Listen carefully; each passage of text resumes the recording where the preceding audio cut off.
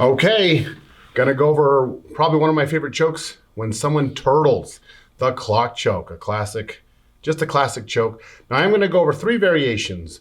First variation, let's talk about this, it does come from Judo. And anyone who says otherwise, I'm sorry, this does come from Judo. But the modifications, the other 2 variations I'm gonna talk about, I learned those from my professor, Professor Paul Tom, and I love them, okay? And I'll talk about the mechanics, why we do what we do. So I'll have Professor Tarleton Turtle. Okay, let's talk about just the original one. I learned this when I was doing Judo, okay, so as a judoka.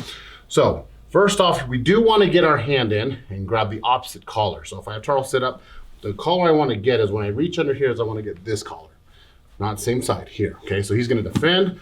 Once again, don't hug here, not yet at least, because he's going to roll me. So I have a knee here to block him. I'm posting my foot out. I'm going to come here in some way, shape, or form. You find the way through your professor. You're going to come through here and you're going to grab the lapel, okay? Now, traditionally in Judo, and I was taught this, and you can still see Japanese judokas do this. Now that they have control of the lapel, I can come under here, and basically the grip you're gonna do is the standard okureiri jime hold, or in jiu-jitsu, it's the standard hold where you come here and you grab the opposite lapel to do a collar choke. This is the same grip I'm gonna hold here, okay? So I'm here, I have my opposite collar. Now I come through and I hold this. Now, what's the reason why I hold this opposite collar is because of his escape.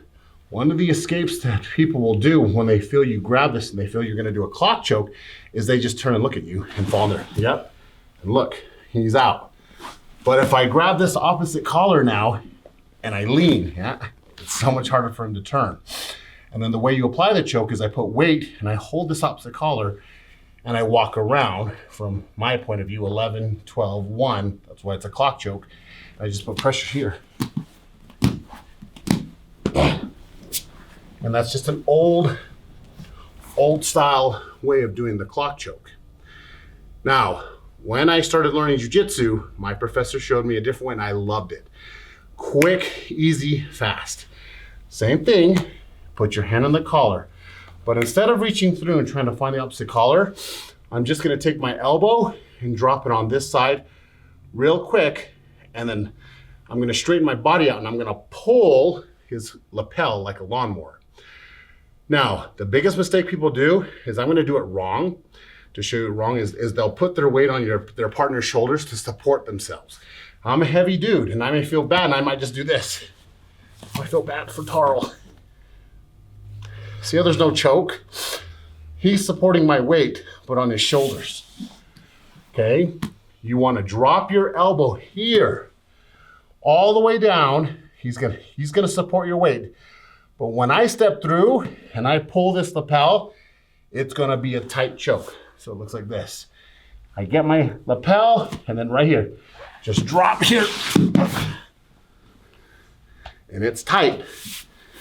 Okay, and I loved that variation when I first saw it and I was like, that is so much quicker than doing it the other way.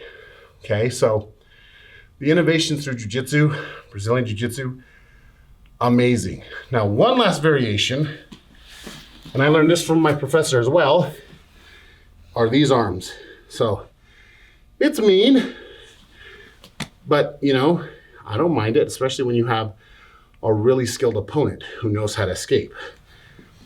So on this third variation, instead of me just dropping my elbow and pulling through, if I feel like this guy's kind of smart, he may turn into me when I go to jump.